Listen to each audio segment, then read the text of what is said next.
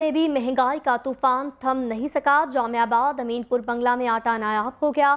उधर utility stores पर भी आटे का कोटा कम कर दिया गया। मजीद जानने के लिए देखते हैं नासिर अली की ये रिपोर्ट। तूफान ना थम सका। बवाना जामियाबाद अमीनपुर बंगला में आटा नायाब हो चुका है, जबकि दूसरी तरफ यूटिलिटी स्टोर पर सस्ते आटे का कोटा कम कर दिया गया और मुख्तलिफ शराइत पर मिलने लगा है। ओपन मार्केट में दुकानदारों ने 3 रेट लगा रखे हैं, जबकि शहरी मन माने रेटों पर आटा खरीदने पर मजबूर हो गए हैं। मेरे साथ शहरी मौजूद हैं, बात कर लेते हैं। बताइएगा, आटा नहीं मिल रहा है, इससे आप क्या कहते हैं? जी बिल्कुल इसी तरह ही दिल करता है कि मर जाइए जिंदगी जीण नालों कि आटा लैन जाना है लोकल मिलता है 800-900 रुपए तो 10 किलो का थैला तो यूटिलिटी स्टोर तो जाने तो उन्हों की शरत होती है कि कोड आया तो आटा मिलना है वरना आटा नहीं मिलना।